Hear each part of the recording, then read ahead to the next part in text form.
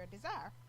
So that's kind of the basis of our program tonight, and we kind of wanted it to be more of an informational workshop as well as being inspirational. So I just jotted down a few notes. So I was just reflecting on my life as I was preparing for today, and I always knew as a little girl, I always knew I was a kind and caring person, more shy and quiet, and I knew that I wanted to probably do something in the medical field. I wasn't sure if I would be able to go to medical school or nursing school or whatever. I just knew I loved school. And so, you just kind of look at your family, you look at, your role models. I'm like, okay, grandparents, they went to high school, parents, they took more vocational routes. Mom was a clerical worker, dad did truck driving and was a bus driver. And my brother, he was trying to figure things out on his own. Life circumstances happen, but he found his way too. And so I'm like, how do I make this thing happen? And because I knew I would have to go to college. So, but I knew nothing. Didn't know how to do it. I had always heard that, I know your record starts speaking for itself 9th grade year, so it's really important to, work hard through those years. So I reached out to my guidance counselors and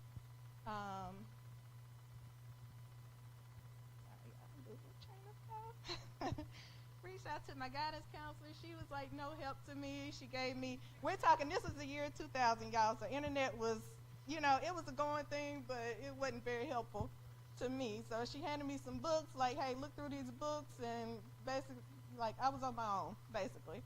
So we went on college tours that year. No, fast forward to my junior year. In high school, we went on college tours, and, just sitting through all those informational sessions, they're talking like, oh, you got to fill out the application, and then there's application fee. I'm like, what? You got to pay for that too? Like, I don't have no money, and so, and then the cost, like, how you supposed to pay for this? Where am I going to get the money from? So I think that summer I started driving. I think I got myself a summer job. I managed to save up about $2,000 in my account. And, it just kind of went from there. And so, anyway, I'm not going to tell my whole story because we don't want to be here very long. And no. But we have speakers that's going to kind of dive into every little thing. But anyway, y'all, I went to school. So, and I'm proud to say that, I was the first graduate in my immediate family to complete college. And so, it was kind of a God thing the way it happened, though, because although I had very good grades, did mediocre on my ACT and SAT, but scholarships just really wasn't rolling through like I felt that they would. But anyway, what was it, Mom, baby? Like a month before we went to school, I had to go to the school that gave me the most money. That's just how it was. And so it was maybe like a month before the school year was starting. We got a letter in the mail saying that, hey, like, we're going to offer you a full ride to this school with some left over. It was just, I promise y'all, it came out of nowhere. We didn't know how we were going to pay for school. We did not know.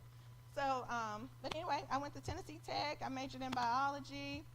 And then just fast forward a few years later, I ended up going back to school, get my master's degree to become a nurse practitioner. So, and I'm just cutting it real short, y'all.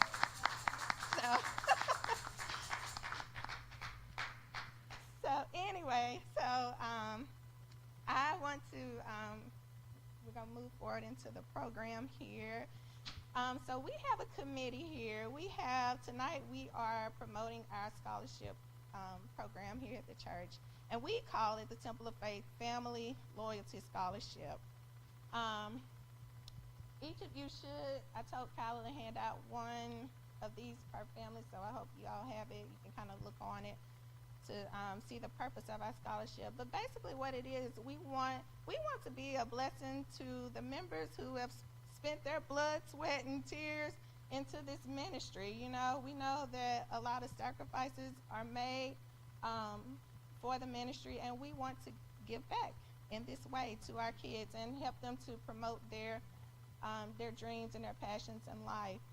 So our theme tonight was 2024, the year of more. We're keeping that New Year theme going.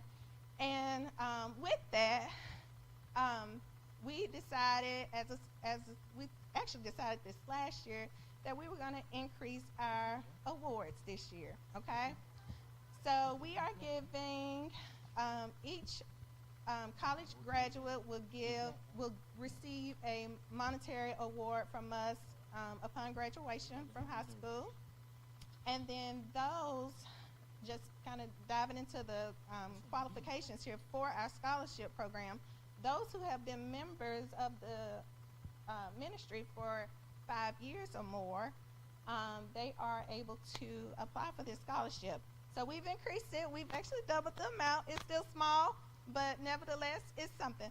So we are giving out $200 each semester, and that's for a total of $400.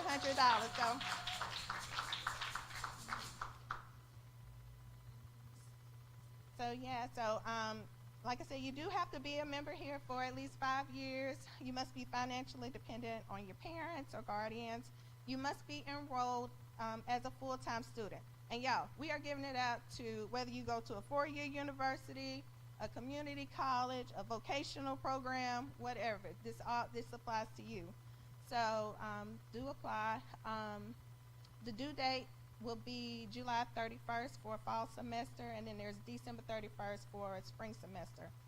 Now, what we have found, we've been doing this now for a few years, and what we have found is that a lot of people, they do the criteria and they get their first award, but then they never ever come back to get their spring semester money. And I'm like, why not? I don't get it.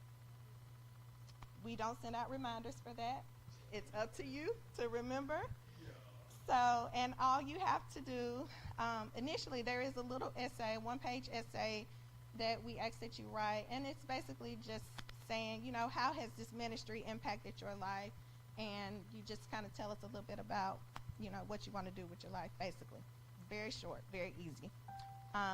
But to maintain this scholarship and to receive all of your money, you do have to submit grades for that spring semester, and you must maintain a 2.5 GPA, okay? I'm not even asking for official transcripts here, just anything. If you got a screenshot of your unofficial transcript just saying, hey, I made this 2.5, just send it to me, text it to me, and you got it. That's it. And we offer this for the entirety of your program, so up to 8 semesters. So I think that's it. So we'll just dive in. I think up next we have, y'all help me here. I don't have the program. Yes, I do.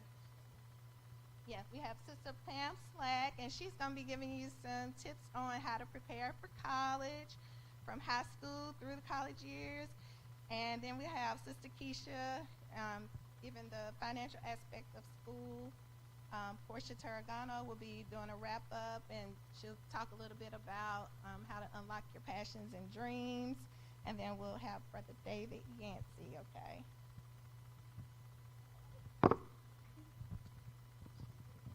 Hey everyone. Well, I don't really have to introduce myself, but I will anyway. I'm Pamela Slack. Hi everybody. I'm here to just simply talk about college prep. I'm gonna keep it kind of informal because we're family. And so I'm gonna just cut it to you straight. First and foremost, I want to talk about my journey. I started at Alabama A&M Agricultural and Mechanical University, to be specific. Go Bulldogs! And I got my bachelor's degree in psychology, and I minored in biology. At that time, when I went into college, I knew I was going to be a psychiatrist. I just wanted to help people. I know that's something that I've always wanted to do, but throughout my journey in psychology, I enjoyed my curriculum, I enjoyed my classes. It definitely broadened my horizons and helped me understand people. But in understanding people, I realized that I did not want to be a psychiatrist because it gets deep. It gets real deep. And I'm one of those people that I'll take your emotions and I'll put them on me, and I did not want to carry that. So I did not change my major. I went ahead and I finished school because I decided that around my junior year, and I just was not starting over. And I decided I wanted to be a doctor, kind of late in the game. But I decided nonetheless, which is okay. I'll talk about that a little later, changing your mind, which is totally okay. It is not the end of the world.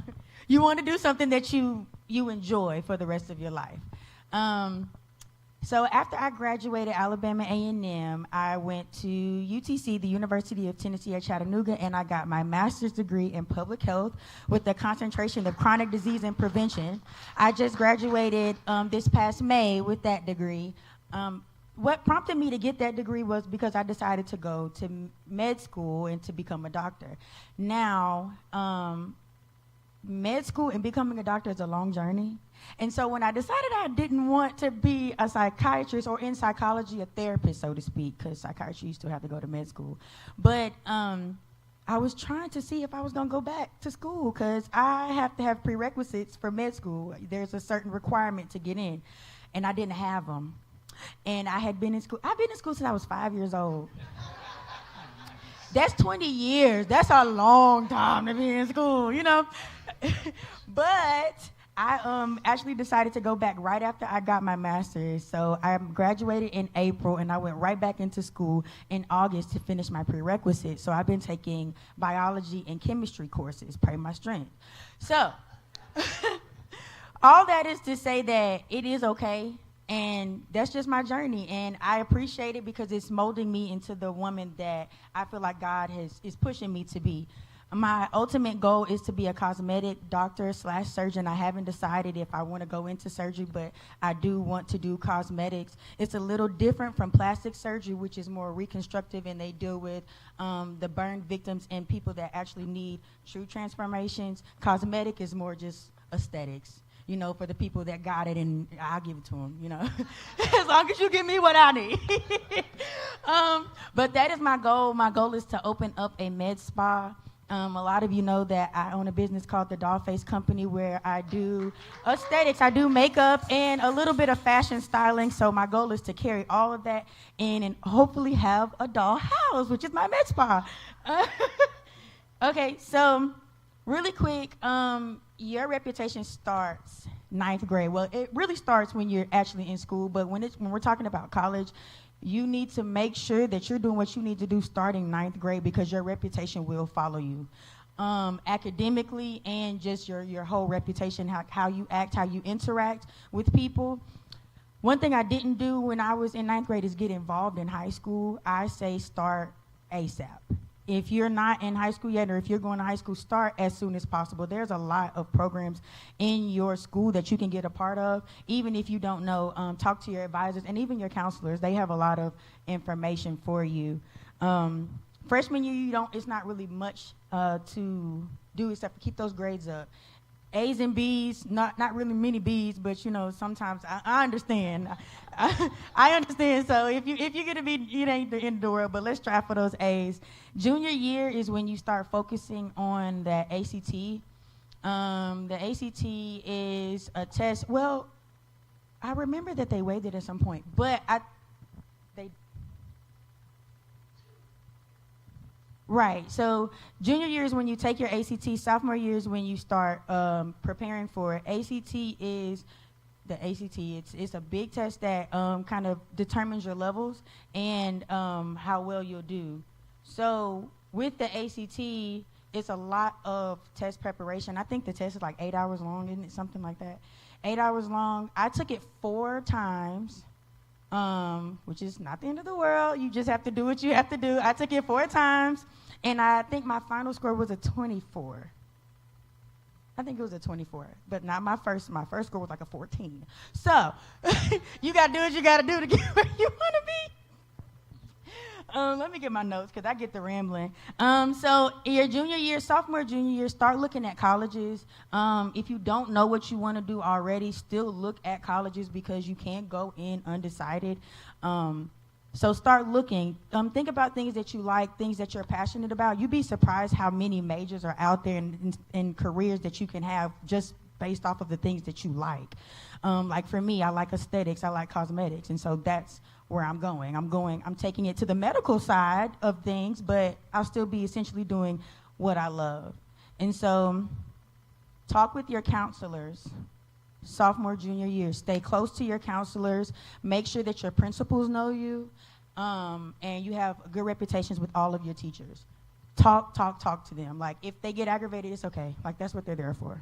Talk to them. Get all the, we said 411. I don't know if y'all say that no more. But get the 411. Get your info, because these are the people that can advocate for you, even if you want an outside job. Like, if you want to work at Chick-fil-A and you need references, these are the people that you need in your corner, because having a reference from your principal out of thousands of kids, that's a big deal.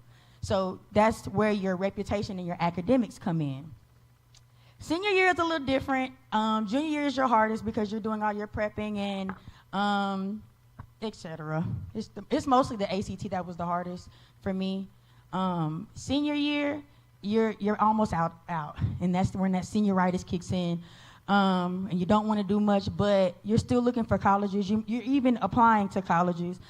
My goal was to go to an HBCU, so I did not apply to a lot of PWIs, even though the ones I applied to, I got accepted to. Actually, I don't think there was any school that I applied to that I didn't get accepted into.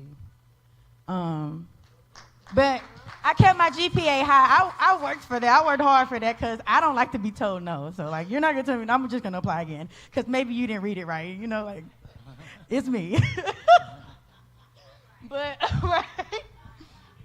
But your senior year, you want to start taking college tours as well. There are some programs in Chattanooga. I know that Pastor Jeffrey Wilson, he's on a college tour. Well, he was on one last week, taking students in the community around to different schools. I think they went from Tennessee to Mississippi to Alabama. So those are things that you need to look up there. It's a simple Google search, and talk to your leaders. Your leaders here are very big on education, and just to be 100, my dad knows everybody. It's not nobody that he don't know. So if you have a question and you need to connect with anybody, just tell them, hey, I'm trying to get into college. I don't know what college looks like, and I don't want to just go somewhere where I've never laid my eyes on.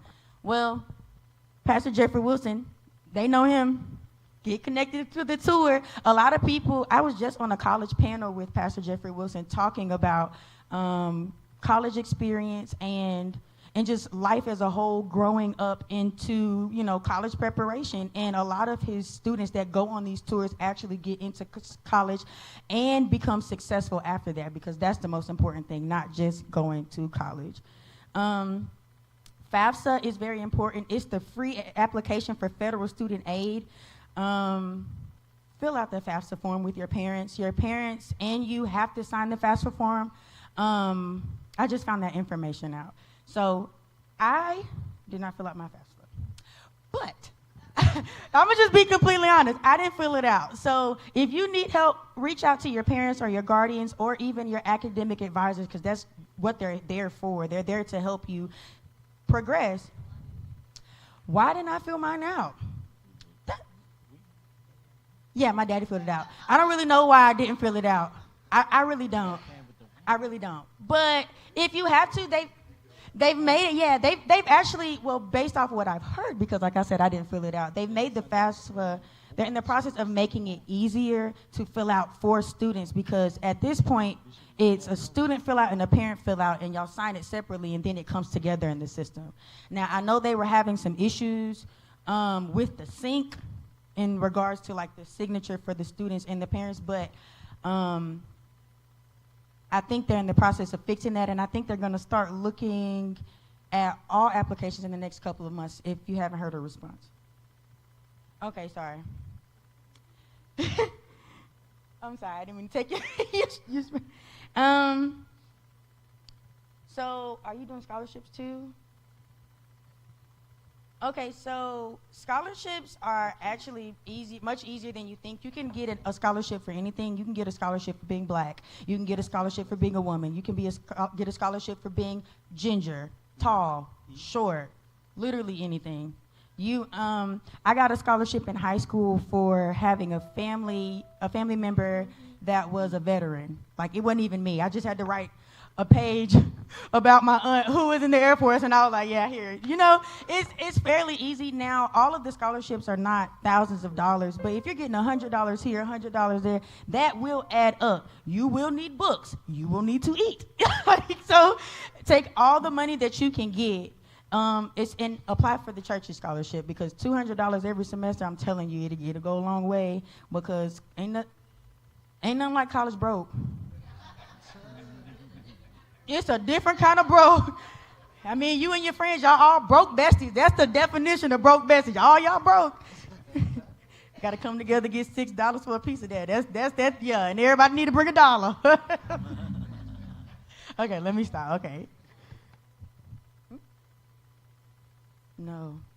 My total scholarship award? $226,000 scholarship in total? Probably. I don't know. Yeah, I didn't handle most of my numbers, which that's something that, yeah, I didn't handle most of that, but I kept my grades up, and went talking about A&M, because I kept my grades up and I had a good reputation. And when I decided that I wanted to go to Alabama A&M, we started networking. You go to that campus and you talking. You go to that financial aid. Hi, yes, what can we do for you? We need money. That's what you can do for me. I need your money. I need it all, actually. So I ended up having a scholarship. I think the only thing that we had to pay for was room and board, all 4 years. And so because of my GPA and my ACT score and networking, if they don't know you, they won't give it to you. And so you have to just stick your neck out there. It's no pride when it comes to college. Yes, and also make sure that you get mentors outside of your advisors. In high school, when you know where you're going, or if you know what you want to do, try to find people in your community that have achieved the same goals that you are trying to achieve. Because I have an advisor right now, a pre-health advisor, and I take some of her advice, but I also take some advice from people that have actually, done my journey. It's actually very helpful, because it allows me to create a personal plan and a personal path for me. I know I'm rambling, but in college is my life. I'm a professional student at this point. But one thing I have learned is you have to network.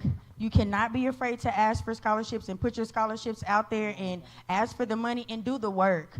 Build up your resumes, for sure. Volunteer, and give. Make sure that when they look at your resume, the academics are there, your volunteer, because a lot of schools want to see that you're active. Because if you're not active and you go on their campus, the activities die down if they just bring in students that are not willing to be active, because there's so many clubs and opportunities on campus. This is the last thing. We had a quad at Alabama A&M, and we have every Sunday, Wednesday, which was literally every Sunday, Wednesday, they would have activities. When I was a freshman, they had all these clubs that you could sign up just wrapped around the quad, which is like a big circle. And you just go around and you start putting your name on lists. Some clubs make you audition, and some clubs just, ask for resumes and things like that. But those are your keys to getting in places like the National Honor Society, the book club, the math club, the art club, theater. There was a fashion club. Like, get your name out there wherever, because once your name is out there, it will start doing the work for you. Like, oh, I know Pam. She's a part of such and such. Like, I'm in the Alpha Kappa Alpha Sorority Incorporated, and so, and that's a great way for me to network and meet strong-minded women like myself. And because you have this connection with people, they put your name in places that you you know, you don't even know of. And when you graduate college, the main goal is to get a job, a good one. And for me, a lot of my sorors are already there. And so if they know about me and I'm doing my part in the community and with my sorority and in academics, there's no reason for them to not, recommend me. That's how, right now I work for TVA, Tennessee Valley Authority. I work in the supply chain. And I got that job simply by networking. It was literally by the grace of God. It's hard to get into TVA. It's hard to work for TVA. People apply for years. I was doing the Dollface company and I was doing makeup. And my client asked me, how was I doing? I wasn't doing good. I said, I need a job. I need a real job. I need a job to fuel my passion. Like, if all business owners, y'all know what I mean. So she was like, oh, well, I'm one of the heads of HR. I'll start you on Monday. And that's literally how it happened. Just by voicing your concerns and voicing your issues, like, God will carry you through. You just have to be honest. I mean, now, don't be going to Walmart and be like, hey, I need a job. Like, don't be weird about it. But if you know people are in high places and they're asking you and they have a genuine care for you, tell them. The people before us are here to help us. Like, they paved the way, but they didn't pave it for it to stop with them. And so, I mean, I still work at TVA. I don't work in HR anymore. Like I said, I work in supply chain, but it was because of her reaching out to she was calling me her young sister, reaching out and just being honest and helping me no interview or anything. So you have to trust the process and do what you need to do at the same time. It won't be handed to you, but you have to do the work. Okay? All right.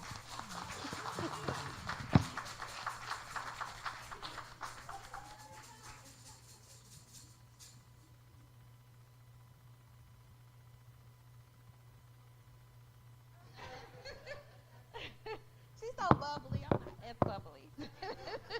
I'm sure she got it, honestly. Yes, okay. So my name is Keisha. I'm sure everybody pretty much knows me. But I am tasked to talk about financial aid. So Didi asked me to talk about financial aid, which is a super important process of the college process, right? It is a lot of information. I mean, it's a beast. It is a beast. So I don't like public speaking either, but as far as financial aid, I can talk all day about financial aid. So I just put together a PowerPoint presentation. I'm not going to read through all of this because it's such a lot of information. I just kind of titled it Financial Aid 101. Just kind of hitting on the basics. So we'll start from the beginning. So Donnie, go to the next slide for me. Okay, if you can see that. So some of the topics I'm going to discuss is financial aid, some of the myths and tips. I actually found this on the collegefortennessee.org. I thought it was really cool because it is a lot of myths, so we want to kind of tap into those misconceptions and definitely want to kind of zone in on the facts. What is financial aid? I asked Kyla, what's financial aid? I don't know. I'm like, what? You don't know about financial aid? I'm like, I can't assume that her mother knows all about it, that she knows. So I said, okay, what is financial aid? Let's start there. We're going to discuss the different types of financial aid, how much financial aid you can get, how to apply for financial aid, when you should apply for financial aid. There are some changes to the FAFSA. Oh, no, Donnie, go back. Sorry. Okay, that's staying on my topic. So there's some changes to the financial aid. Does financial aid cover trade schools? We don't want to leave out those that want to do trade schools. And some tips and suggestions. I have Q&A, but Portia's going to do the Q&A. I want to take your shine. I want to read a quote that I found from Michelle Obama. Her quote was, "For me, education has never been simply a policy issue. It's personal. Neither of my parents and hardly anyone in the neighborhood went to college.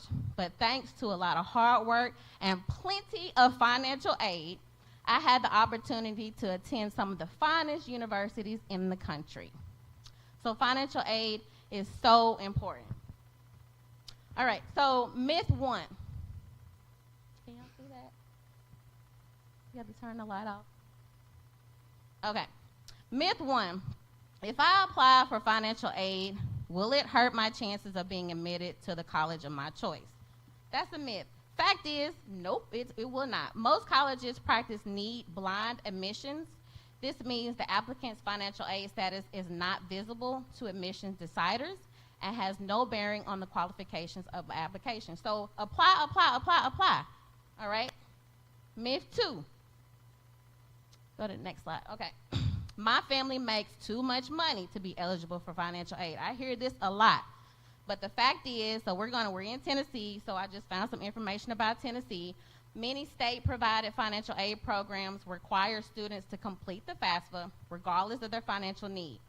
Generally, there is no income cutoffs to applying for financial need, and the eligibility varies from college to college based on the institution's cost and availability of financial aid funds. So even if the student doesn't have financial aid need at the college, they're eligible to borrow low interest rate federal loans, and you still do have to complete the financial aid FAFSA to be applied to I guess do the loans as well. So in addition, some colleges require that students complete the FAFSA to even to be considered for scholarships as well. So myth 3. Okay, my family has a lot of personal debt, so we should be eligible for more financial aid. I hear this a lot too. No, it don't work like that. Federal financial aid formulas measures the family's overall financial strength based on incomes and assets. So actually, your personal debt is not considered when you're determining financial aid eligibility. All right, so the next myth is college costs and financial aid is easy as 1, 2, 3. No, it is not. It is not. The fact is, it's super overwhelming. There's so much to think about when it comes to college. You got to think about the location. I talk to my kids all the time. You got to think about what programs and what majors you want that are offered in the schools, and most importantly, how much it costs, right? It's super overwhelming. I found a Sally Mae survey, and I'm not going to read all of this, but one thing that stuck out to me is just 28% of families know when the FAFSA becomes available. That's not good. That's not good. I'm like, we got to do better. We got to do better. All right, so next slide. Next slide, Donnie, sorry. Okay, what is financial aid? Financial aid helps students and their families by covering higher education expenses, such as tuition, fees, room and board, books, other coursework, supplies, transportation, etc., etc., etc., etc. I mean, that can add on. So it's a lot that goes with it. But there are several types of financial aid. There's a lot, but I'm just going to tackle scholarships, which Pam kind of tackled that. I'm going to talk about grants, work study, federal and private loans. So next slide, Donnie, to scholarships. Okay, I'm going to get excited about this slide because scholarships are gifts. They are free. You don't have to be, they don't have to be repaid. And y'all, I found out not a long time ago, but more sooner that I used to think all scholarships are merit-based. Not necessarily. Some scholarships are financial need-based as well. So there are thousands of them. They offered by schools, employers, individuals, private companies, nonprofit organizations, community, churches, professional social organizations. So get involved in your communities. I mean, I told Kyla, the Paideia Society, Honor Society is open to applications. Does she want to do it? No, she don't. Will she do it? Yes, she will. Because I told her, I said, I know you're not going to like me now, but you're going to love it in the end and appreciate how much I pushed you, because this is what you want. Scholarships is the best piece of financial aid that you can get. It's the best piece you can get. Some financial aid or some scholarships, again, like I said, are merit-based. You can earn them by meeting or exceeding certain standards set by the scholarship giver. Merit scholarships might be awarded based on academic achievement, or it can be a combination of Academics, special talent like athletics, or other scholarships can be based, like I said, on financial need. So again, a scholarship might cover the entire cost of tuition. That's what we want. But hey, if it's a one-time award, I'll take that too. Either way, it's worth applying for because it helps reduce the cost of your what? Education. All right, so the next slide. All right, so I would be remiss if I don't talk about Tennessee. We're in the state of Tennessee. I know that there are, Georgia residents in here as well, but I want to tap into Tennessee. Tennessee has some great scholarships, y'all. Two of them I want to highlight is the Tennessee Hope Scholarship, which is really great. It's an annual award. You have to be a full-time student in a 4-year university or college or institution, and you can get up to $4,500. It is merit-based. What I mean by that is some of the qualifications did not merge well, but you have to have a 21 on your ACT or a minimum of a 1060 on your SAT. Or, I like the word or, because if you don't meet that criteria, you can meet another one, okay? So the other one is the overall minimum GPA is a 3.0. That's good. That's good. So what is the Hope Scholarship? Excuse me. The Hope Scholarship is established and funded from the net proceeds of the state lottery. So if you play lottery, that give me a little reason to play the lottery. I'm like, okay, I don't feel so bad when my grandmama told me to play the lottery. So I don't feel so bad because it's going towards a good deed. But anyway, so it's state lottery and it's awarded to entering freshmen who are enrolled in an eligible post-secondary institution within 16 months after graduating from a Tennessee eligible high school. That's good. So you have those students that don't know what they want to do. They may stay out. I mean, ideally you want to flow right into college, but some kids, they're really adamant about taking a break. Okay, well, this Hope Scholarship allows you to stay out 16 months and you're still able to get the scholarship. I'm loving it. All right, so another one is the Tennessee Promise Scholarship. This is a little different. It is basically awarded to those that want to go to a community college, okay? It provides students a mentor, and a last-minute dollar scholarship, meaning this scholarship will cover the cost of tuition and mandatory fees not covered by Pell Grants, not covered by Hope Scholarship, or the Tennessee Student Assistance Award. So students may use scholarships at any of the state's 13 community colleges, 27 colleges of applied technology, or other eligible institution offering an associate's degree. So basically, this is a degree that you can use to go to Chattanooga State or any other community college within Tennessee. I love this program. This is a newer scholarship. I know Keon graduated in 2022. So I think it was established maybe in 21, 20, I'm not sure, but it's a newer, it wasn't available to me when I was in school. I just know that. I just know that. So I do want to make note that not all scholarship opportunities are created equal. I want to say that again. They're not created equal. Some offer huge paydays, but those huge paydays are super competitive, and others may not cover your whole tuition. So I encourage you to visit the Federal Student Aid website for free sources of information about scholarships. That has a plethora of information. Matter of fact, that's where I got all of my information from. Okay, so next slide, grants. Okay, grants, again, I'm gonna get pumped on this. Grants, you do not have to pay back. You don't have to pay this back. It's free money too. And they say generally, you generally don't have to pay back.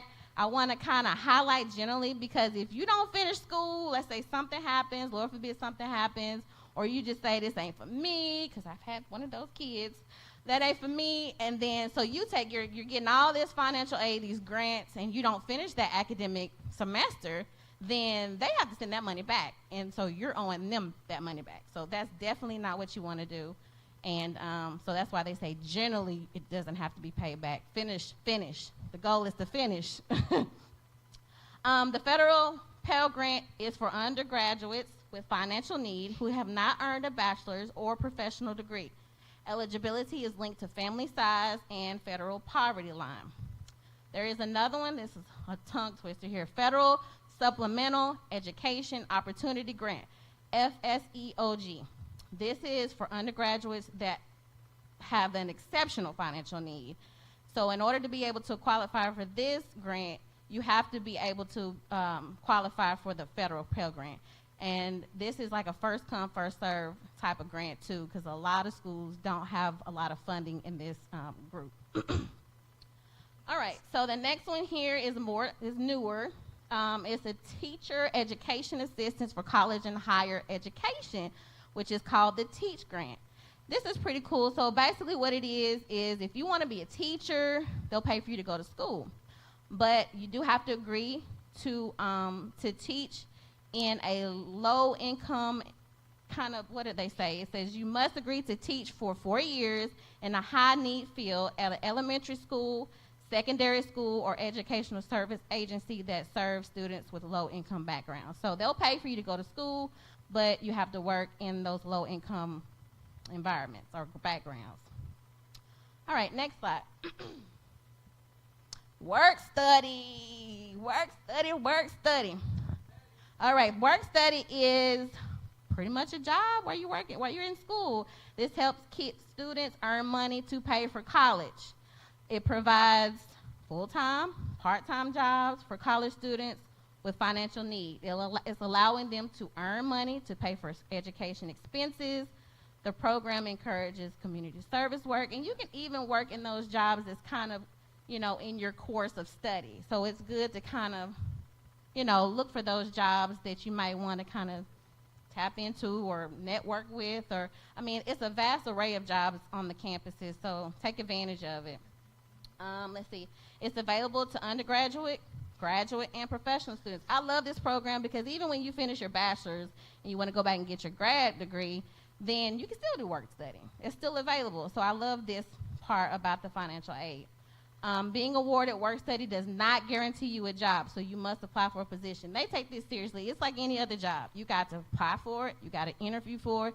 Just because you're financially packaged for work study doesn't mean that you're going to get a job. You have to go through those necessary steps as well. Work study funds are not applied directly to your tuition, so yes, you'll get a paycheck, but that paycheck can be applied towards books, tuition. Use it wisely. Use it wisely. That's what it's for, to pay for your education. So it's not going to be directly applied to your tuition. You kind of have to do it yourself, if that makes sense. Students who are awarded work study receive funds, like I said, in a paycheck, and you can earn them based on hours worked. One thing I do want to note about work study is that not all schools offer it. So ask. Closed mouths don't get fed. You got to ask. You got to ask, because some schools have it and some schools don't.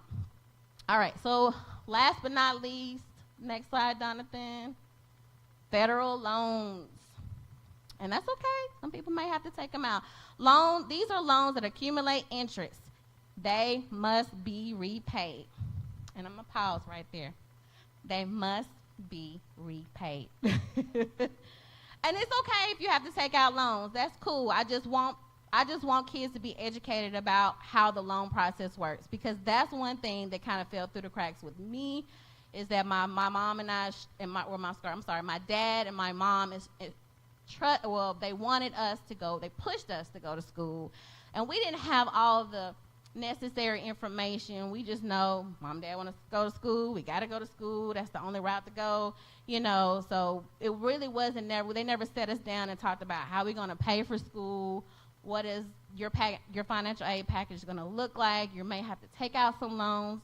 So I think it's best for parents, students to sit down and see what this financial aid package is going to look like. And if loans is a route, you need to know ahead of time that it needs to be repaid. There are certain different type of loans that you can take out. One instance is a subsidized loan, where you can take out that does not accrue interest while you're in school. Those are the best ones. So if you have to take out a loan, do the subsidized loan.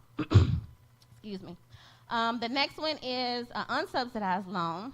So you can take this out. Well, it says for undergraduates and grad professional students. A student must be enrolled at least half-time. And I want to back up. You do have to be at least half-time to be able to take advantage of loans. There is not a financial need required. Interest generally does accrue for the unsubsidized loan. So I want to repeat, subsidized loan is a need-based. The interest does not accrue while you're in school. Unsubsidized loan, you can get, it is not a need-based. The interest accrues. Does that make sense? I'm sorry, I don't want to be confusing. And then the Direct Plus loan, these are from parents. And so, and I don't want to get too far into because, like I said, financial aid is a lot to kind of comprehend. But Direct Plus loans are for parents of dependent undergraduate students and for grad and for professional students. The student must be enrolled at least half-time. Financial need is not required. Interest, again, on this one is accruing. All right, so go to the next slide, Donnie, please.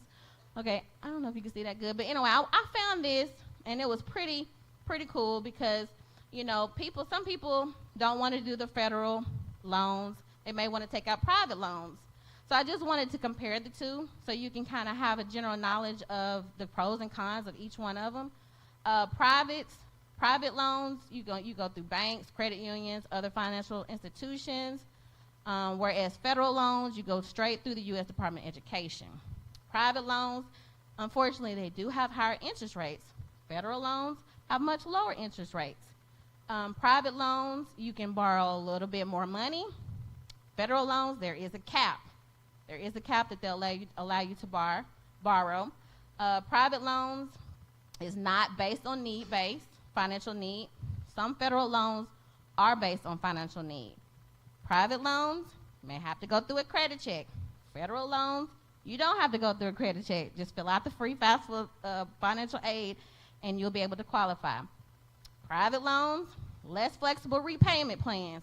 Federal loans, a lot more flexible in the repayment plans. So that's a big difference when you're kind of comparing, do I want private loans or federal loans? I just wanted to point that out there because I think that's important as well. All right, so the next slide, Donnie. I don't know if you can see it, but how much federal student aid can you get? So it depends. It really depends on your financial need. Financial need determined by, it used to be called the EFC, but now it's called the Student Aid Index and the cost of attendance. So the Student Aid Index comes from what you report on the FAFSA form. And the cost of attendance, again, is tuitions, fees, room and board, etc. So they take the Student Aid Index subtracted by the cost of attendance. That's your financial need. Okay, next slide. Okay, how to apply for financial aid. Now, how do you apply? Okay, so now you go to the FAFSA, which I know everybody has heard of FAFSA, but again, that's the acronym that stands for Free Application for Federal Student Aid Form. This is a form that you can fill out online, or if you're old school, you like to print out stuff and fill it out, go ahead and do it. It'll take a little longer, but fill it out. They have a PDF form that you can fill out and mail back to them. But ideally, go ahead and fill it out online. That's the best route to do it because it moves a lot quicker. Let's see here. I want to mention something. Pam has said something. So the FAFSA, I have been guilty of doing my kids' FAFSA. I have been guilty, but I feel like where a lot of I guess holes or the loopholes is that these kids don't know about how to fill it out. So Davey and I did, Keon I did, but Donovan, I'm sitting right with him and doing it and helping him do it for himself because he needs to know, because I may not be here. I may not be here. I can't assume that, I'm going to be here next year or his dad is going to be, he got to learn how to do this for himself. So I encourage all parents to do it together. Don't just take it upon yourself to do it for them. I am guilty of that as well. But I think I think it's much more beneficial. I really do. You have to sit them down because they don't know about financial aid. I'm gonna take a little break. That I know I'm not the only one. Am I only? Okay. You know how you say, ain't nobody raising their hand? I know I do it, so I'm just gonna, I've done it for my kids because I'm like, oh, I know how to do it, I can knock it out. But what are we teaching our kids? We need to let them know this is serious. This is how we're playing for your education. So you need to know how to fill it out. You just need to know how to fill it out. So I just wanted to put that in there. Okay, next slide.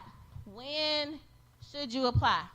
Okay, so this is complicated. It can be a little tricky because when I was growing up, it was like the 1st of January. Now they're opening the portal up super early now. So I always say apply early. I mean, like, put it in your phones or make yourself a note somewhere, something to where you get a notification saying it's time to apply for financial aid, it's time to submit your application. I say that to say because a lot of stuff is first come, first serve. A lot of money is first come, first serve. If you're eligible for grants are first come, first serve. So go ahead and submit the application. Now, I know this past year the federal application opened December the 31st. That's late. I don't know why they had a late one this past year. Normally it's October the 1st. I don't know. Somebody may know. I know a lot, but I don't know that part. But so this is just an example that I have up here. So it says if you're applying to attend fall 24, spring 25, summer 25, the application opens on December the 31st. That's the day to apply. So, I mean, like at 11:59, I'm opening my computer and I'm enrolled. I mean, I'm filling out my application because you definitely don't want to wait till June the 30th, 2025. We don't know what's going to be left over. So, I mean, this is I'm a visual person, so I like to just let you know. And then also when filling out the FAFSA, for that, it tells you what taxes needs to be, that you need to have to fill out the application. Okay.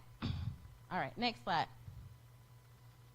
Okay, so I found this too. I thought it was very informative because the FAFSA then is then and now. There are some differences. Like I know Pam has mentioned that you have to have your own account. You have to have your PIN to sign the FAFSA. The parent has to have an account, both parents, mom and dad, because if you're married, because you're including your taxes, that means both parents have to sign it as well as the student. So that's the difference from when I was growing up. I also want to mention the Internal Revenue Service will be able to share specific tax information. So when you do it on the portal, when you fill it out, because there is a section about your parents' income, go ahead and tap if you're with your parents. Of course, you're filling this out with your parents. So go ahead and tap the IRS portal because you actually can type or click that. It will kind of reroute you to the IRS website, put in your information, and I'm telling you, it plugs it in for you. So that's great. You don't have to pull your taxes. It pulls all the information in for you. I do want to say if you don't do that, you can get flagged for verification as colleges because this is basically a legit way of saying you're not lying. So if you do it, if you self-report and you don't pull from the Internal Revenue tool, then you can be flagged for verification. And that's okay. You'll just have to show them all those documents. So I want to kind of let you know the difference between when I filled it out back in the day versus now. So that's really great. Let's see. That's it on that. And next slide, Donnie. Okay. So I've had some students, well, what about me, Miss Keisha? I want to go to trade school. Can I still get financial aid? Yes, you can. Yes, you can. We don't want to leave out trade schools. And a lot of times, a lot of kids, we just focus on college, and that's good if that's what you want to do. But we also need to love on those that want to go to this trade school, too. There's nothing wrong with that. So I did find this information. The FAFSA can cover trade school. Trade schools that participate in the federal student aid program can receive funding from the government that provides financial assistance to students. And these can be grants as well, loans, work study opportunities. So they have the same opportunity as going to college. So this is great. You just have to make sure you ask because they may have their own scholarships and their own grant programs. So again, closed mouths don't get fed. Ask, ask, ask, ask. All right, and last but not least, I wanted to, can I go to the next slide? Oh yeah, tips and suggestions. So I'm about done. I told y'all it's a lot of information, and it's even more than that. I'm just kind of giving you one-on-one.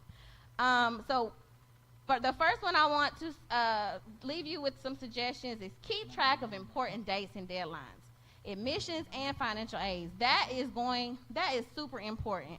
Like, you see all these teens on their phones. Y'all put this stuff in your phones. Please, don't leave it to your parents. I need y'all to be more accountable of your own. This is your life. This is your education. So keep up with important dates and deadlines. Complete the financial aid applications early. Never pay for financial aid applications and scholarships. If you have to pay for anything, it's a fraud. Please know that. You should not have to pay to apply for a scholarship. Use the IRS data retrieval tool like I talked about. Search and apply for scholarships. They are out there. You just kind of have to network. Take advantage of resources to help plan for college and finances. Like Pam said, please partner up with your school's counselor. I mean, 8th grade ain't too early. I'm telling you, it will benefit you in the end. I'm wrapping it up, Kyla. Thank you. Let's see. Fill out your FAFSA. Start with grants and scholarship resources before loans. Okay. Start with the grants and scholarships. Minimize loan borrowing if you have to. Federal loans before private because they have more pros. And again, like I said, contact the school's financial aid office if you have any questions. And I'll be more than happy to help if you need my help as well. But I'm going to sit you down with me, and we'll talk about it together. That is it. And I do want to leave you with another quote from Michelle Obama. Michelle Obama, I love her. The last quote I want to leave you with is, let's see, you have to stay in school. You have to. You have to go to college. You have to get your degree because that's the one thing people cannot take away from you is your education.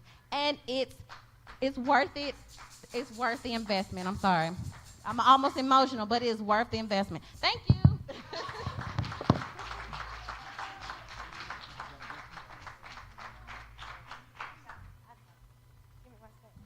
Thank you so much, Sister Pam, Sister Keisha. That was amazing, actually. So I wish we did this on a Saturday morning so we'll have more time. But we have a special guest here. Give me 1 second. Kendrick Finch. This is actually the brother of Sister Keisha. And he's here. He's going to give us a little quick, brief commercial about some of his services from the Finch Agency Shelter Insurance. That's it. All right. And then we'll have a song.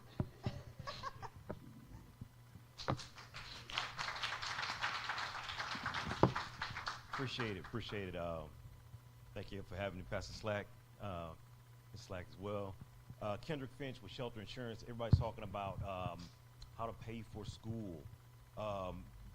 Big shout out to the seniors this year, graduating first off and making it here. Y'all got tons of stuff you could be doing, and I know it's you sit through this thing. It's good to have.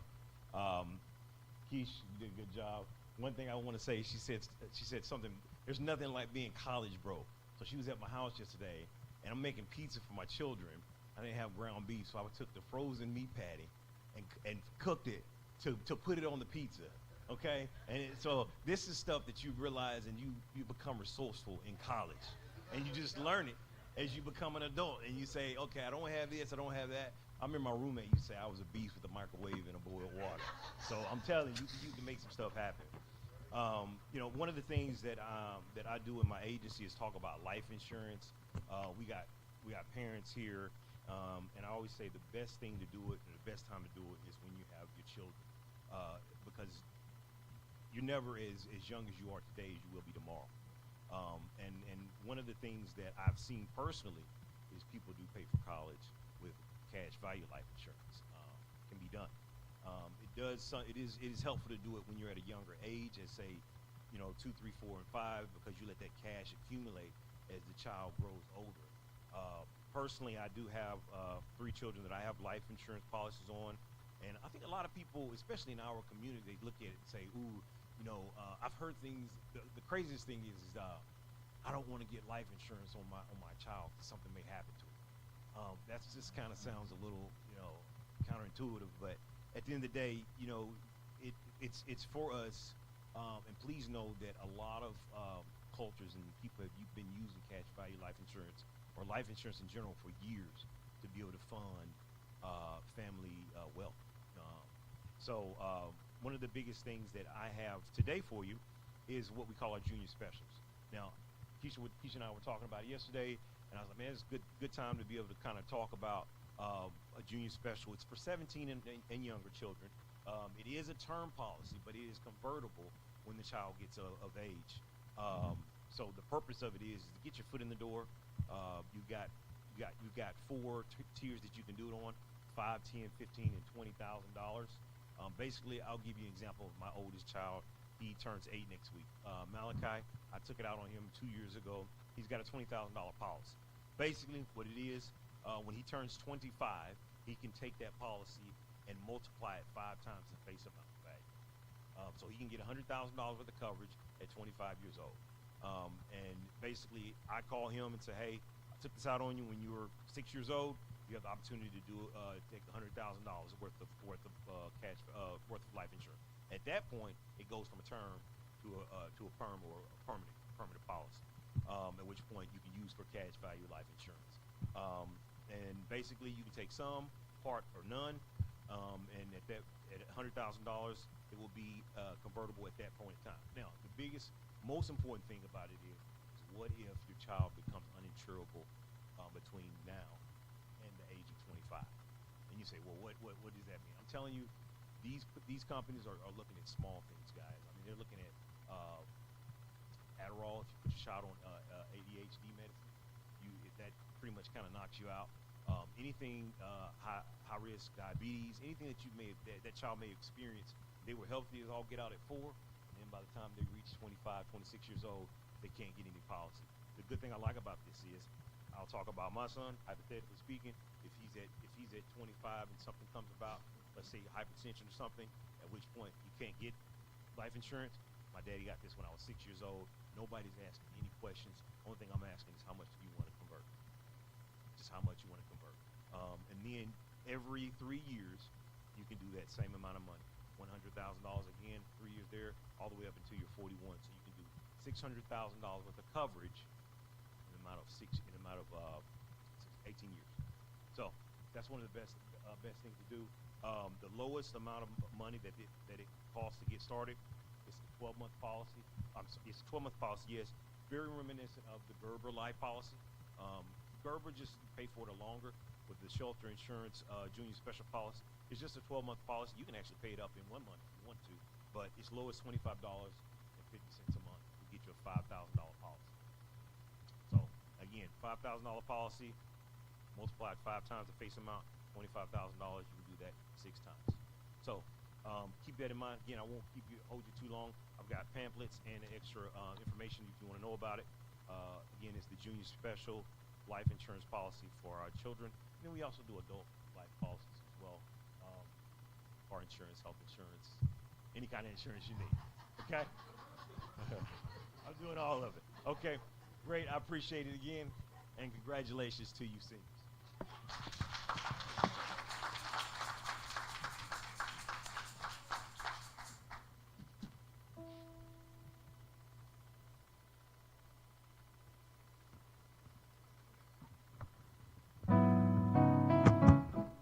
Can I have everybody just stand to their feet for a second?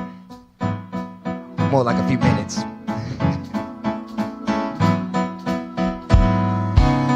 So we just talked about finances with college, right? So we're going to use music as a weapon of warfare. We're going to decree and claim right now that there will be no financial struggles for the Temple of Faith children as they go off to college. So we're going to sing this song and defeat the enemy. Is that all right?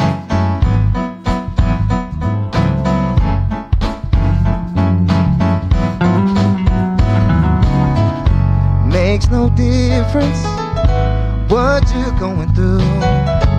You're gonna make it. God's gonna see you through. Hold your head up. Put a smile on your face. This is another test. And it won't last always. Get ready. Get ready For your blessing. for your blessing. Get ready. Get ready For your miracle. for your miracle. Get ready. Get ready Your blessing. for your blessing. Get ready. Get ready For your miracle. for your miracle. I know you've been hurting deep down inside.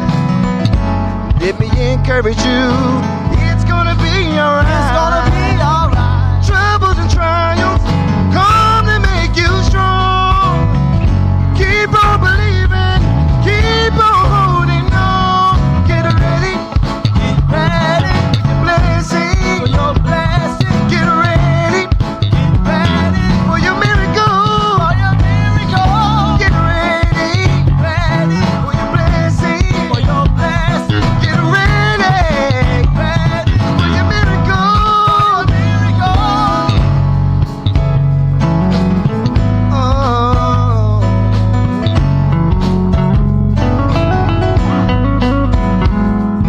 God's got a blessing. Got a blessing. Oh, you know it. Go on and sing it. God's got a blessing. God's got a blessing. God's got a blessing. God's got a blessing. God's got a blessing. God's got a blessing. Now sing it like you really mean it.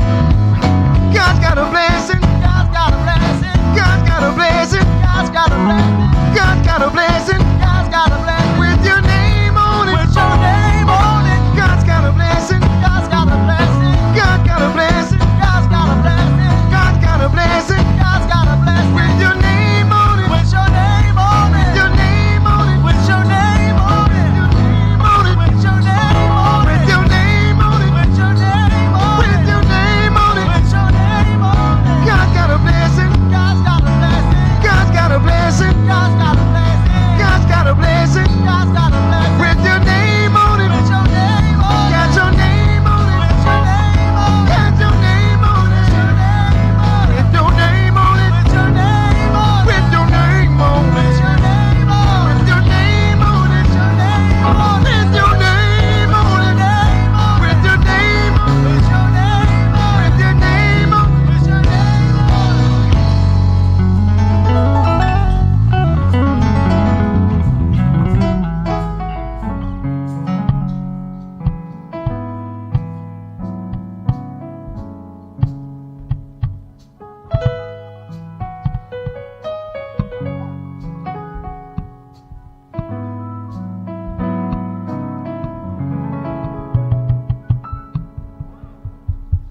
Good evening, everyone. Before we wrap this up for question and answers, I want to talk a little bit about dream compassion, and I prepared something so I don't ramble. It's real easy when you get this microphone. I don't know how you do it, not to stay on task. Just start talking. Okay, so today I want to talk about your passions and your dreams, and basically God's hand on your heart, right? So each and every one of us holds a unique spark in our heart, right? Placed by God specifically. And I know, like, first thing Pam said was, it's okay if you don't know. When you get to college, you're going to learn you have to take prerequisites anyway. It's almost like a repeat of, like, advanced high school. It's okay to not know. It's okay to change your major. I mean, don't change it fourth year, you know? Let's do things and answer questions and meet with the people that we can figure it out for, help us figure it out before then. But it's okay you change. I mean, they know I was on everybody don't know, but I was on a completely different track to grad school, to professional school, med school, and then changed. And then even in undergrad, did I change? Maybe for like 2 weeks, but then I changed back. But see, it's okay. I'm still standing here, right? It's okay to not know. You don't have to commit right now. It's okay if you do know. That's great. Don't feel bad about it if you don't. So whether it's art, science, sports, or something entirely different, your passion is a gift from God, and it shapes who you are. So don't diminish your gift because this person is doing this, that person's doing that. It's really easy to do in social media right now. You see, it looks like everybody has it together. and everybody has it figured out. Well, guess what? Social media just gets the highlights. People don't talk about the time that they failed their tests, or they failed all their tests, and they're hoping there was going to be a curve. You know, people don't talk about that. They just talk about, oh, like I'm walking across the stage. They don't tell you that their GPAs are 1.5, and like they were just tired of dealing with them. So, yeah, like just go, just go. It happens. I've heard about it. It wasn't me. Thank God. So dreams are the fuel that propels us forward, and they are inspired by the hand of God. They give us purpose, direction, and the motivation to strive for something greater. Your dreams are not just wishes. They're divine callings planted within your heart. So my challenge to you is embrace your passions and your blessings from God. Chase your dreams with faith, because sometimes it gets dark, and you just be looking like, I don't know how I'm going to get through this test, how I can keep my eyes open. Who wants to read this? Who reads a chemistry book? Lauren? Right. Right. But like, how do you read these symbols is what I'm saying. You were sitting there looking at this thing like, who knows this stuff? How do you, this isn't common sense. For all of us. For some of us it is. So don't let anyone dim the light within you that burns. No matter what your path is, no matter what passion or dream they have in your heart, don't let anyone dim that light within you. Believe in yourself. Work hard. Whatever you choose to do, make sure you give it 110%. And trust in God's plan for your life. It's not going to be a straight, narrow path. It might be humps and peaks and troughs. It's like I always say, it's peaks and troughs. They're going to be there, but just stay steadfast. Remember, with God's guidance, the future belongs to those who dare to dream and have the courage to pursue their passions. Because a lot of people have this stuff in them, and they're too scared for their greatness. So what I think Dr. Syke always says, like, if you can believe it, you're not dreaming big enough. You're not wishing big enough, right? So go out there, trust in God's provision, and make your mark on the world. Thank you, and, well, we're not going to thank you yet, because we have question and answers. So I know there was a lot of information given. We're all accessible, you know, as you go through this journey, whether you're graduating high school or you're already in college, onto professional school, wherever it is. So if you have any questions, now is not just the time to speak up, but do speak up now too. But if you go along the way, like, we're still here for the encouragement, everything. So are there any questions that we have for any of the panelists? Let me tell you, the seniors got to ask at least one. That's part of the scholarship requirement. I just added that. And I can do that because I'm on the committee. D, can I do it? The man said it. So who wants to go first? Seniors? I know who y'all are. I'm coming. They looking like, not me. Excuse me. You can hand it to myself, Sister Dee Dee, and Deacon Hurt. Are you a senior? Well, ask your question anyway.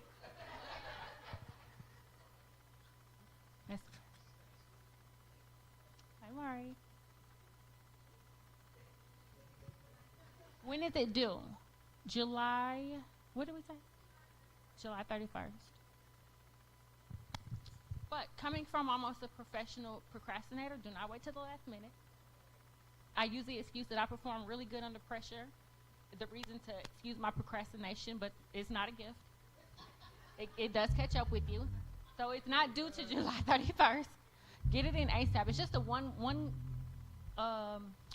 essay, you know? Y'all been here your whole life.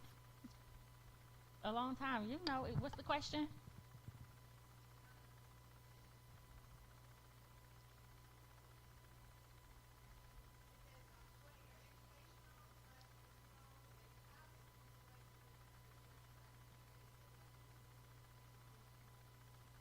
And that's like 150 words. Parents, do y'all have any questions? Okay. Are we going to have...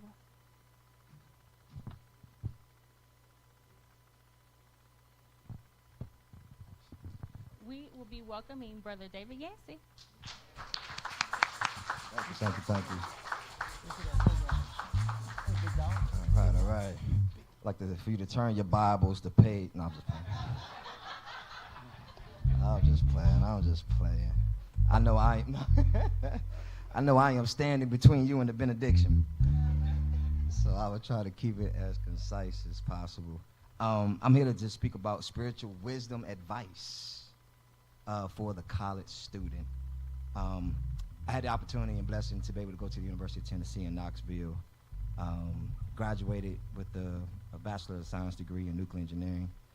And then a few years later, thank you. I was awarded an opportunity to go into a master's program and receive a Master of Arts in Ethics and Leadership through credited hours of participation in church. And so when we talk about spiritual wisdom, number one, keep God first. And I know that's cliche. You hear it all the time. But that's something you really have to be intentional about. Because life will sneak up on you and grab you and say that paper due tomorrow. Right? You know, that test is coming up next week. Your friends are wanting to do this and do that. And it's really easy to, put God on the side until you face some difficulties. And then, we'll run and pick up the word real quick to get us out of it. And so don't take that cliche for granted. Keep God numero uno and first. And so I want to just kind of touch on, there seems to be this notion of needing to undergo a spiritual makeover whenever we're leaving high school and going off to a new place, filled with new people, new things to do, and new experiences to embark upon. It almost feels like as life is calling for us to be new, to be something different. I remember before I went off to college, I felt the need to bury my nickname DJ. There were some things I was proud of DJ. DJ was an honor roll student, graduated with honors by the skin of his teeth with a 3-point, not 3.0. They did some magical rounding of 2.99999. But I'll take it. Hallelujah, right. Won't he do it? And I was able to walk with my other honor friends who had 3.5s, but no one was calling out GPAs, so I was okay. I was good, But there were some things about DJ that I wanted to throw away, in the what we call the sea of forgetfulness. I needed a new and a clean slate. And going off to college was that moment in life for me to change my life, to reinvent myself. And going off to another place where no one knows me, they don't know my history, they don't know anything about me. This is my reset moment. For y'all who don't know, I'm from the Hampton Roads, Virginia. The 757 is what we call it. We don't have any sayings like, our New Orleans folks, Right. But we do have cities called like Pistol City. We've got a city called Bad News, Virginia. Bad news.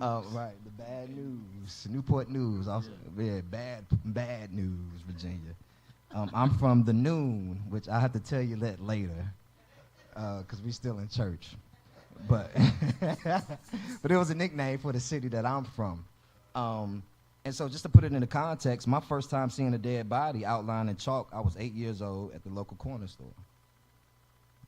My first time seeing crack cocaine, I was 11 years old at the summer youth program at the Boys and Girls Club in the bathroom. They was chopping it up and dishing it out. My first time running from gunshots was at the age of 13. Going into a rival neighborhood thinking we bad. I don't know if y'all seen The Nutty Professor. He said, you walk over, but you limp back. We walked over there, but we ran back. Because when you hit bullets and you don't have nothing else with you, you've got to get out of there. Uh, there are a lot of things I could mention, but I said all of that to kind of put this next statement into perspective. The summer before leaving the college, I spent some time training because I had a goal in mind. I wanted to play football at the University of Tennessee. I didn't have a scholarship, but I was determined that I was going to do it. I made up my mind before I left, and so I started training with with the local semi-professional football team. And these are guys that was from the city that went off and played different levels of football, and of course they didn't want to give up their passion and dream, and so they played semi-professional football in the area. The Norfolk Sharks. In my last session with them before I left, they huddled around me and they began to pour into me. But here's what I walked away with. Quote, "We don't want to see you back here with us. We want to see you on TV living out your dreams. Don't come back here until you accomplish the goal." All right. That's what they told me. And, you know, I think 18 to 17 is that time of life to where the past is starting to want to show itself and make sense for you, right? That's that age to where you're going off and you're starting to become into adulthood and you're wanting to make sense of the past. And I knew when they was telling me that in that moment, they were really speaking from their own experiences and saying, do not come back here, because if you do, you won't get what you're trying to get. And so I want to say that to this first point is write down your goal and decide not to go backwards. Write it down. This is what I'm achieving, and I am determined to get it, and I am not going to go backwards in no shape, form, or fashion, whether that's physically and not. And some people, homes are good, so I'm not saying don't ever go home. You know, but there are some situations and some things that you wanted and tried and needed to escape from that you don't need to go back to. That's thoughts, that's beliefs, that's habits, all of those type of things, right? So write down your goal and decide to not go backwards. Yes, leave the negatives behind you and move forward to conquering new territory. Face the unknown. We all seem to want that fresh start, but once we get there, reality gives us a gut check, right? And so here I am going off, and I'm like, all right, here's my new beginning, new start. And then I remember my parents dropped me off 8 hours away, 600 miles away from home. First time, and they leaving, and they're driving off, and that smile and that giddy look, it changed real quick. You know, life smacked me in the face like, buddy, they are not coming back until Thanksgiving. They are 8 hours away. They are not coming back until Thanksgiving, right? And I had that moment of, I am really here by myself. I got what I asked for. It was time to show and prove. And so I realized that I was going to be responsible for waking myself up, attending to my schedule, doing my own laundry. Yes, I didn't do my laundry. My mama spoiled me. Yes, she did do my laundry. Speaking up for myself. That was a big thing for me. I'm in college, and I got to speak up for myself. I can't just say, Mom, Dad, can you call Professor such and such, send them a letter and let them know? Nah, buddy, you got to walk yourself in that room and have the tough conversation, right? Nothing, and I'll tell you here at Temple of Faith, especially with the speeches, with the oratoricals we do, you are equipped to have whatever challenging, tough conversation you need to have. Period. Okay? And so that spiritual wisdom, don't forget those things, that preparation. Even if you got to sit down and say, you know what, I need to talk to my professor, let me write it out first and get it down to say, here's what I need to say. And if you got to go over it 3 or 4 times while you walk in the room, that's fine. You know, but take that preparation. Because that was one of the biggest things that was a struggle for me and a realization. And the list goes on, right? But suddenly that excitement, right, of a clean slate turned into anxiety of not having the familiar around me. I found myself remembering during those moments what I was taught growing up, leaning on the foundations of my parents and my grandparents, my village. And I told myself that I was going to read the Bible from beginning to end. And I think I made it to like Genesis chapter 30. I ain't get too far. That was in the beginning. Still in the beginning. But I told myself, but I knew that, all right, I'm in this new space. The first thing I have to do is ground myself, right? You know, and everybody else, and I'm an introvert anyway, but, you know, I had friends that I just met on college campus, and they was really interested in going out, and not that I wasn't interested in those things, but I was just really, really guarded and wanted to be super safe because I didn't want to be DJ. So I'm like, okay, nah, I'm gonna leave that guy behind. And so that was my goal, was to read the Bible, and that was my starting point. And I got the Genesis chapter 30. I did good. I decided though, and this is weeks before I left, that I would give life to a childhood nickname that was untainted and safely familiar. And so a lot of you may know that, you know, I go by King, and that was a childhood nickname in church. And so we used to sing a little song, My Name is David. We used to sing a little song, it was, little David, play on your harp. Hallelujah, hallelujah, little David, play on your harp. Hallelujah. Little David was a shepherd boy. He used to dance and shout for joy. Little David, play on. And they used to tease me when the choir sung that song. All my cousins would be pointing and laughing. I hated it. Hated it. And so King was that family nickname. And so when I got to that place, it was like, okay, yeah, I have to embrace those things that I rejected at one point in time. And that's one of the things that I want to remind you of as college, as high school students going off to college. There are some things in your youth that you have rejected, currently rejecting, that is being poured into by your parents or by administrators or whoever it is. You are going to get to a point where you have to accept those things that you once rejected. Embrace yourself now to just face the fact and start accepting some of those things.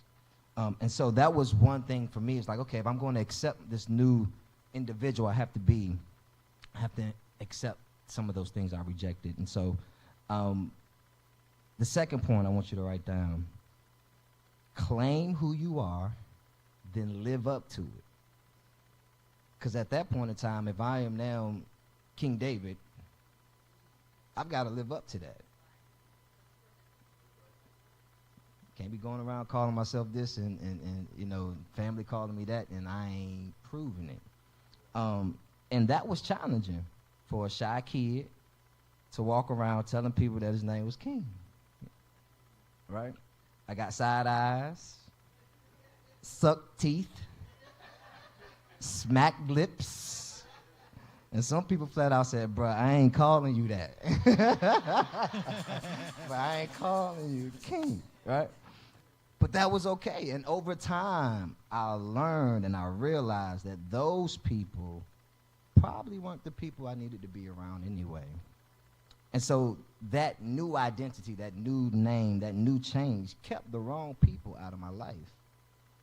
And so I want to remind you that once you accept those things you once rejected, praise God for it, because it may save you from being distracted and led astray, from having the wrong people around you. Yeah, definitely. And so that was my prodigal moment. And I was going to look up the word the prodigal and define it, but we all kind of know what it is. But it's that richness, right? The prodigal son had lived a very lavish lifestyle. And so I wasn't rich, so I surely didn't have a lavish lifestyle that I could be reckless with. And that's what the prodigal means, having something very lavish and rich and being reckless with it. I didn't have that, but not in a material sense. But what I did have, I had priceless jewels and gems on how to live for God. And I found myself, even in college, allowing other people to throw mud on that.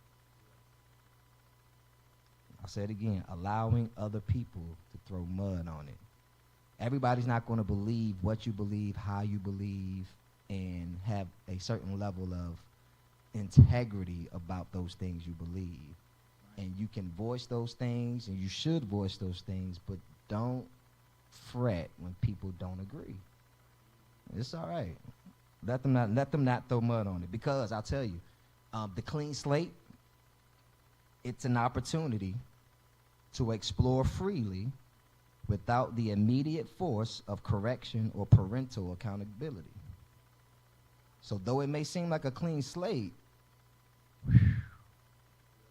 it's really the valley of the shadow of death almost, because you have this opportunity to be free and do what you want without immediate recourse. You can come home at 3 o'clock in the morning, ain't nobody sitting there looking at you with their bonnet on and their glasses halfway down. Like, what you doing? You can sneak in. You ain't got to sneak in. You just walk right by the RA, hey, and do your thing. That comes with, you have to be very, very careful of the clean slate you ask for. Because once you have a new canvas, the first drop of ink, it's there. You can't pick it back up, right? And so be mindful of that. As you walk into this new era of life, know that that very first step is a footprint on your new canvas. How do you want that footprint to look for you? Because if there are some things you wanted to clear up from the past, if you take that wrong step, here it is, another thing that you are want to clear up. So start fresh. Start fresh. All that to say, trust and believe that the new identity that you've set for yourself will be tested. I'll say it again. You're going to want to be this new person, this new idea. The moment you step foot on campus and you start walking, that idea will be tested to see if you truly want to be that person. That's it, right? Last and final point. Rinse and repeat, resetting your identity. Rinse and repeat, resetting your identity. I'm still not done with resetting my identity. Right? And so embrace that. Know that, okay, this is my first step into being the new me as I walk into this new era of life. But understand, it's going to prepare you for the future moments of needing to reestablish, reclaim, and just reimagine yourself. And then the scripture says, well, be ye transformed by the renewing of your mind, constantly, always renewing yourself. I would say welcome to adulthood. Because as you chase that identity, that's just the beginning.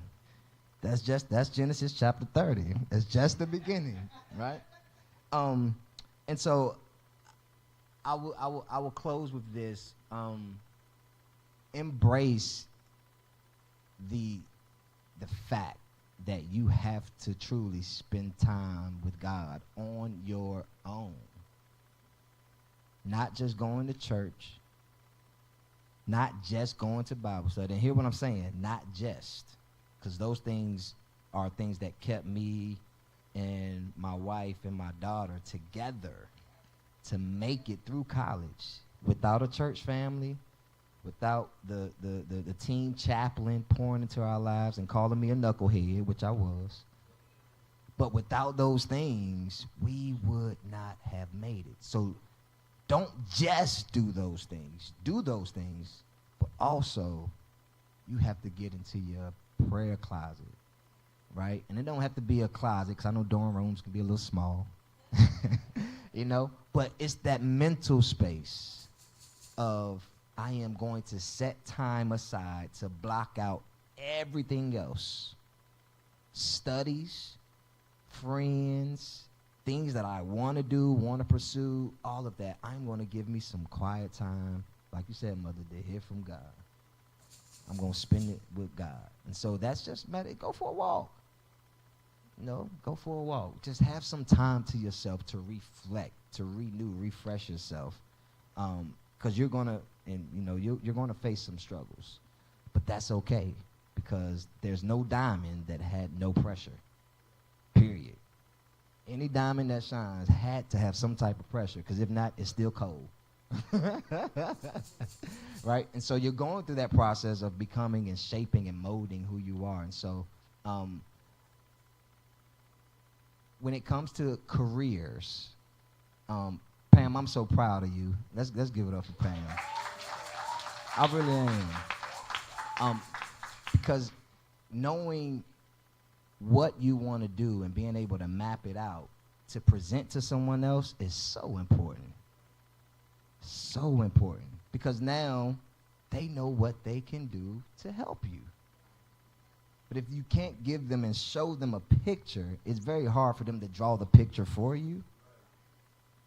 So that spiritual wisdom is always know who you are, know what God is directing you to do, be confident in that so that you can share and display it with others and watch God move, right? And so I'm not in nuclear engineering anymore, right? Spent all them years studying, doing all them equations, and ain't using it, right? Sound like the water boy. He said, why alligators so hungry? Because they got all them teeth and they got no meat to chew with. But anyway,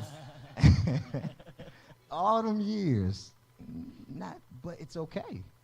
Because those things have prepared me to continue to evolve. So your identity evolving as you go off to college is just the start.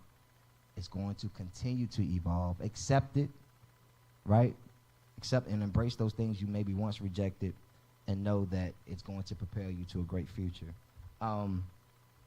If you don't remember anything I said today, I would say leave with this. Before you go off to college, if you're into affirmations and mantras and those type of deals, this is for you. Before you leave, repeat it and say, I came here for something, and I have every intention on leaving with it. I came here for something, and I have every intention on leaving with it. All right. Thank you. May God bless you and have a smile of prayer.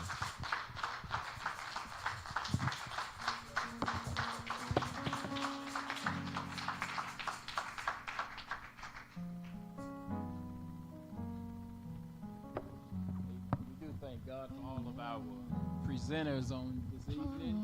I think they all did a great job. Let's give them a hand.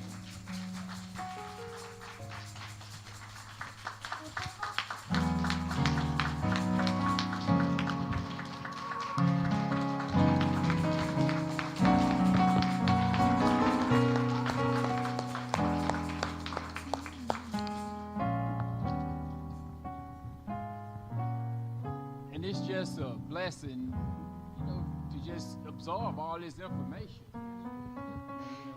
If I was a student,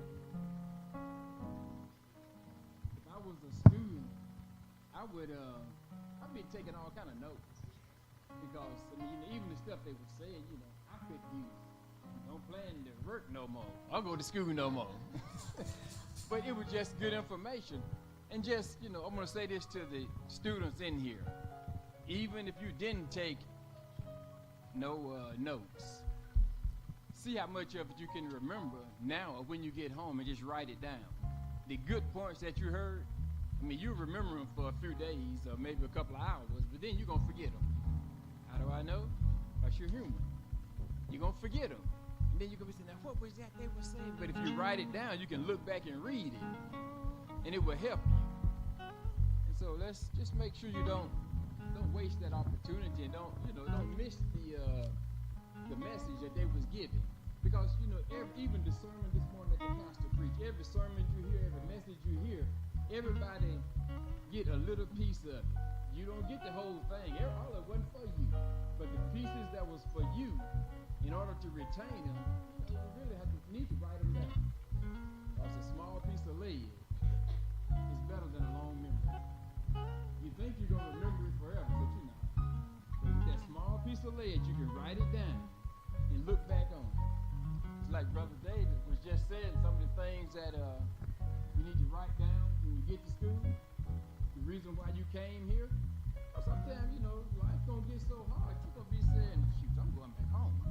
I ain't taking this. But you can take it. You can make it. And so, I appreciate everybody being there. I wish all of the students was here, all the members was here. I wish the building was packed. We got some information. Sister Keisha, great job. Sister Pam, great job. Sister Dee and Sister Portia put all this together. Y'all remember things. They did a great job. And now, you had a question. Someone had a question over here.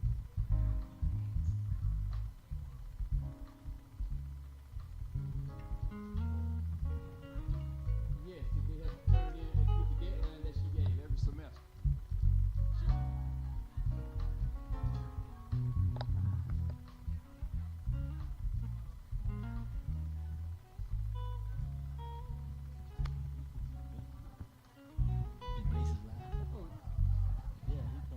I thought that's what you was meaning, the grades. Oh no, not the application, just the grades. The grades is what keep your stipends coming. Without those grades, we figure you hit the lottery, or you don't need it no more, or you flunk. One of those things will keep you from getting it. Yeah, but you got to keep your grades. Any other questions?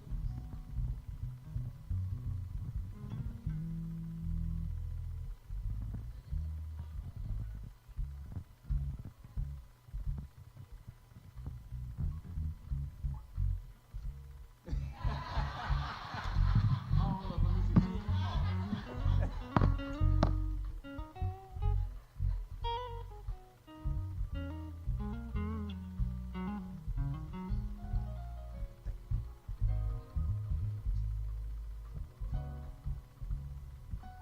So y'all open them and look at them, and then we receive them back. No, just kidding. But it is it's a great day. Really. We didn't jump, we didn't shout, but we gained knowledge. So that's better than sometimes nickels and dimes. And but we've got to keep our scholarship going. And I had asked that everyone would give us no less than $25. And this is how we keep the scholarship going. You can't pick it off the tree. But God always make a way for us. And I believe that if we do our part, He will continue to make a way for us to do that. It's not about, we got to look besides ourselves. It's not so much about you, me.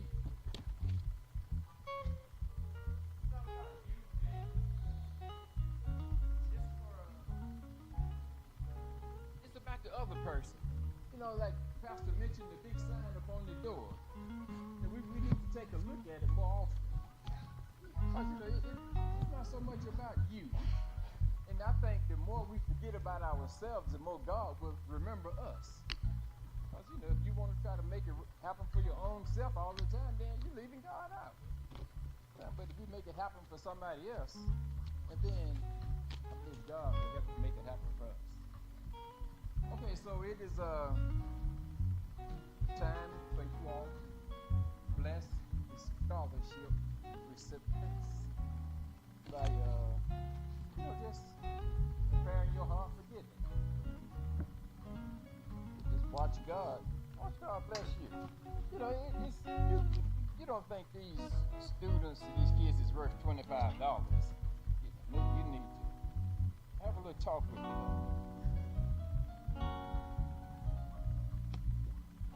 Don't have it, then you don't. But if you got it, you care by somebody else, and it'd be nice if you just kind of help them out.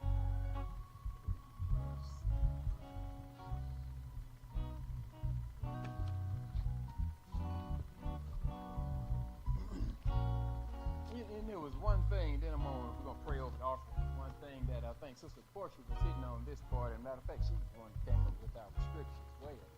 God knows each and every one of us.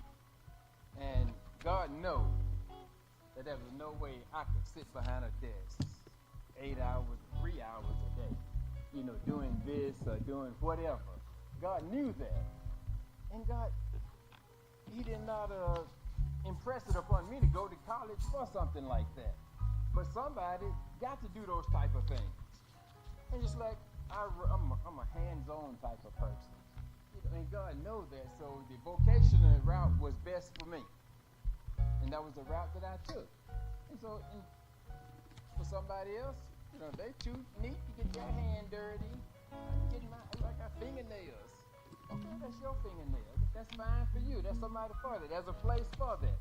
But somebody got to get their fingers dirty, their feet dirty, and do the work. And so, if there's, I don't see any other young men in here, but there's some ladies that's in the vocational school. That all ladies don't want to sit up and look dog face all day long. Yeah, I do too. But I've worked with some, and and they thought they were just as tough as a man. I still back to take that back. For instance, if we was working somewhere, we had to move maybe this week. I'm trying to be a gentleman out there. Think I can't get it? Don't matter. You can have it now.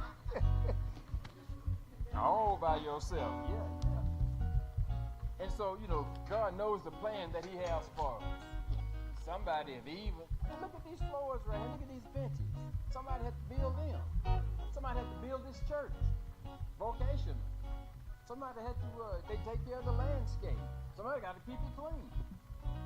There's something for everybody to do. And yes, there's some people's got to sit behind the desk and do this. Somebody got to keep the numbers right. There's something for everybody. So just make sure that you just walk in your own calling. That's what God has called you to do. Okay, so now, everybody ready to give? Amen.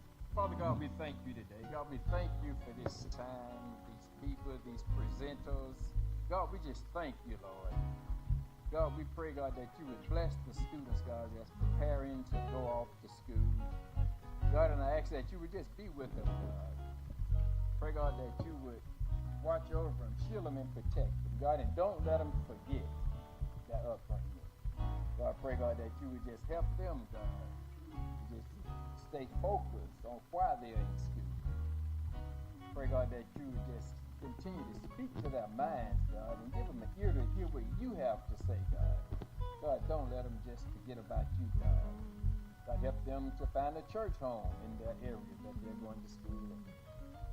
And God, we believe and we know that you're able to do those things. And God, we pray that you will bless everyone that will give on this evening. Pray, God, that this offering be used to help further the education of your people. It's in Jesus' name that we pray. All right, so now you can walk and be blessed. Thank you, Jesus. Thank you, thank you, thank you.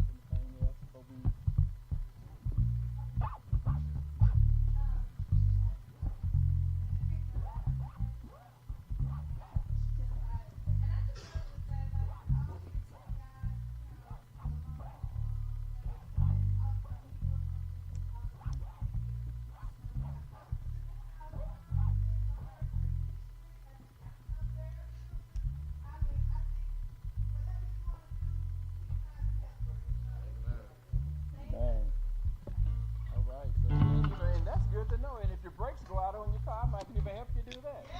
So, you know, I ain't going to do everything. There you go, there you go. If I can't fix it, I can find somebody who can. Probably at a reasonable price. Oh, okay, so for our two that's going off to college, y'all stand up, let's see, take another look at y'all. I know you're not leaving tomorrow, but stand up anyway. All right, all right. And tell us where you're going to school and where. Ladies first. Tell us where you're going to school and what you're majoring in.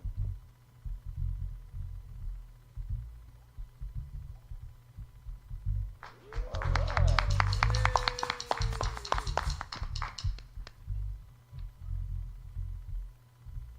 All right. All right. And you can do it. Both of y'all, you can do it. Just don't give up. Is it going to be easy every day? No. It wasn't easy. It wasn't even easy for me going through technical school. But I made it. And so now then, we're going to give this part of the service at the hand of our leaders. Let's give our leaders a hand. Dr. and Dr. Slack.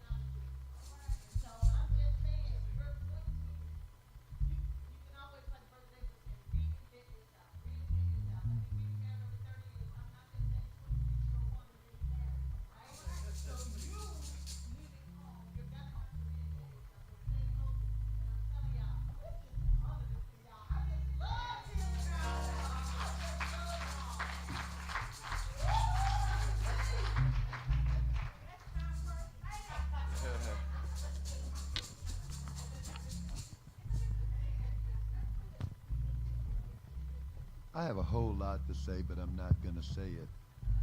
I'm not going to say everything that I have to say, but there were several things that came to my mind as I was sitting there. Thank you, Dee.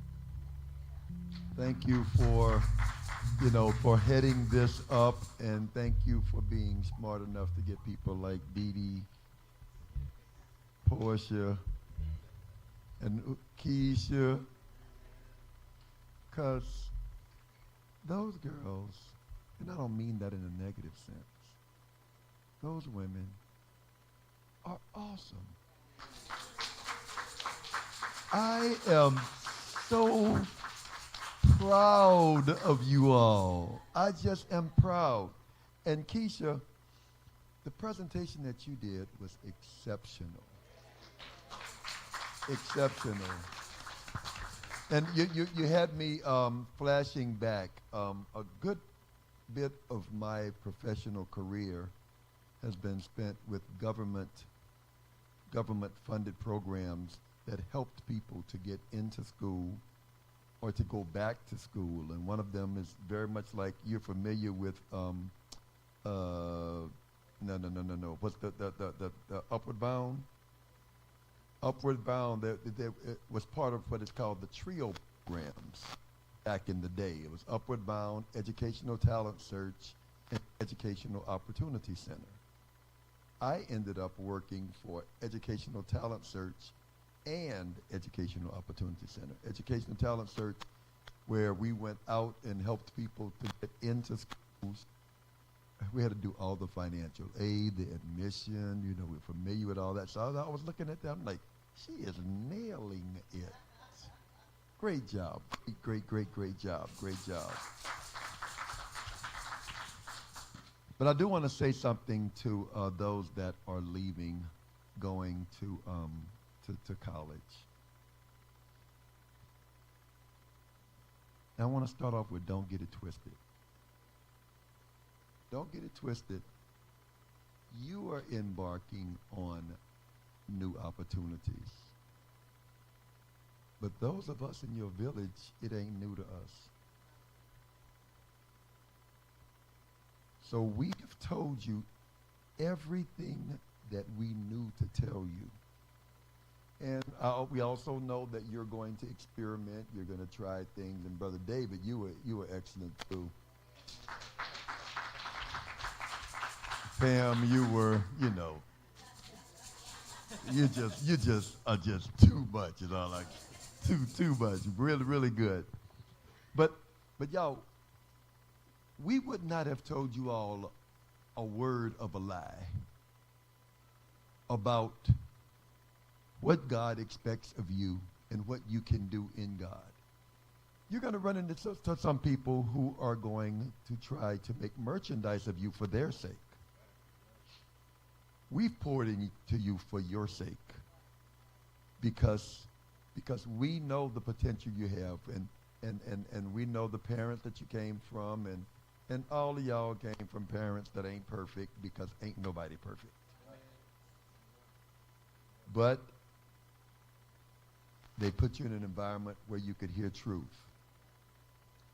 And I'm telling you, everybody that's ever gone to school and had somebody tell you a lie that sounded true for the moment, would you please raise your hand?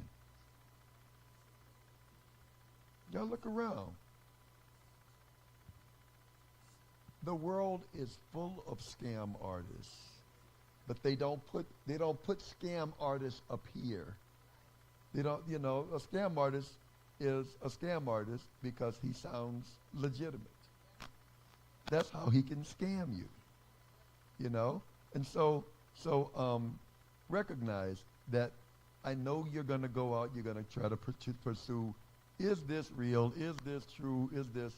Well, before you do that, I want to tell you that there's nobody that loves you more than the people at Temple of Faith.